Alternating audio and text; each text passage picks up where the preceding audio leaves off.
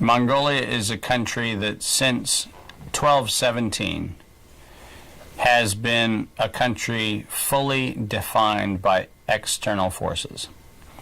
It is a country surrounded by very powerful other countries, other cultures, and certainly by 1217, some people would argue that it happened a little earlier, but the beginning of the 13th century, Mongolia was imposed upon because it was a land of resources. It was a land of very, very productive people. And those people and their resources were seen as a strategic asset for others to exploit. And so in 1217 and all the way up to the middle of the 15th century, Mongolia was not only the place where resources were extracted, but it was one of the big suppliers of the slave trade of Europe and the Middle East during that kind of late Silk Road era. Now, this is a country who, fast forward to the late 1980s, 1990s, early 1990s, was rediscovered by outsiders to have enormous holdings of coal, of copper, of gold, of silver, of all kinds of metals. And so the impulse, not unlike the 12th and 13th century impulse, was those things are there for the taking. And after all, the best part about it was the justification. They've got a desert. They've got a bunch of arid land, a lot of mountainous land, a place where it's really tough to live. So obviously it's tough to live there, so nobody would really want to live there. So let's take the copper from the place that it's tough to live. Let's take the gold from the place it's tough to live. And the irony of Mongolia is that the people doing the assessment of the exploitability of the resources were people who quite literally couldn't live in those conditions. So when they say, hey, it's hard to live in the Gobi Desert, or it's hard to live up in the highlands, yeah, it really is. It is really hard to live up there. And there are civilizations that have lived there for thousands of years, and that's their home. But never mind that. It's hard to live there, and so we, the expert evolved people, are coming in saying, let's take the copper, let's take the gold, let's take the coal, let's make it happen, because after all, we're living in the growth of the commodity consumption market. We need cheap energy, we need cheap metals, we need the ability to control these things, and so shoom, everybody comes into Mongolia and says, let's take, let's take, let's take.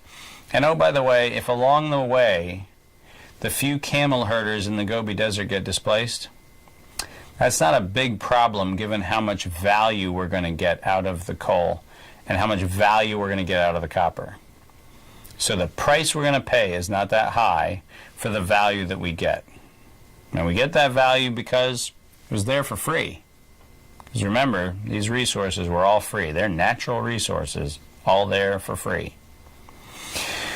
So Mongolia comes into a fairly rapid education cycle, and the current leadership of Mongolia, which has this dynamic tension it has to maintain with its own internal economic development considerations, with the external pressures from the neighbors it has, and particularly the neighbor which has the highest amount of liquid interest, which is China. It has to balance a series of internal questions of, say, how do we develop, how do we move ourselves forward, whatever development and moving forward means. How do we do that in a context where the short answer is sell China our coal, sell the West and sell China our copper and our gold, because that's the easy way to generate short-term returns. And it's very fascinating because the Mongolian government actually realized very quickly that if it let itself fall into the trap of the easy way out, which is just the old story of external resource exploitation, probably would have a fate not unlike the island of Nauru, which for the longest period of time had the highest GDP income on the planet. A lot of people don't realize that. The highest number of high-end cars like Mercedes-Benz and Silver Cloud Rolls-Royces, the highest per capita consumption of all those things was the island country of Nauru. And Nauru is an island country that now has the highest number of spare parts of Rolls-Royces and Mercedes-Benzes and everything else. And the reason for it is a very simple problem. It used to be a mountain island nation that had a mountain that was made of phosphate. Mountain made of phosphate happens to be the byproduct of the transmigration of birds for millennia who stop during their flight through the Pacific and shit. And that's how you get a mountain of phosphate. It's thousands and tens of thousands of years of millions of birds stopping to poop. And so you mine it, and you use it for fertilizer, and you do all kinds of stuff, and then one day you wake up and go, there's no mountain anymore. There's no island anymore. And everything's gone. And now the island country of Nauru is actually debating whether it can even stay a country anymore. Mongolia saw that it was looking down the pipeline of a destiny on a much larger scale of Nauru. Unlike Nauru, it wasn't about getting Silver Cloud Rolls-Royces in every garage. It was about getting basic water systems and sanitation systems and food and infrastructure systems to remote people. So this was not going to be a success story that even included or contemplated a real benefit to Mongolia. And so about a year ago, a representative group from Mongolia showed up at a couple of the World Bank meetings that I was speaking in and heard about the Heritable Innovation Trust.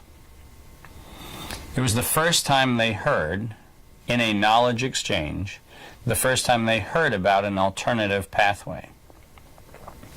And the representative from Mongolia, who was at the meeting that I had with the World Bank in Saudi Arabia and then in India, actually came up to me in India and said, we would really love to learn about this alternative path. We talked about it there. We talked about it a few months later in Brazil. And next thing I know, I've got a request from the advisors to the president of Mongolia that ask, is there any way we could do a Heritable Innovation Trust framework for the country of Mongolia? Not instead of, not in judgment, in contrast to the paradigms that are in place right now, but could we deploy an option? Could we bring about an option to the option that we currently have, which is to be the resource exploiter du jour? And over a period of 3.5 months, we've gone from the idea of the Heritable Innovation Trust being just a gem of an idea that came out of an October conference in Brazil to the beginning of June. So in 9 months, 8 months period of time, we've gone from a zero knowledge of a topic to a conversation about deploying Heritable Innovation Trust as a primary economic development framework for the country. Now, I often puzzle about how these things get started, because I'm always puzzled by how people find out about it. I'm always puzzled by why people are drawn to it.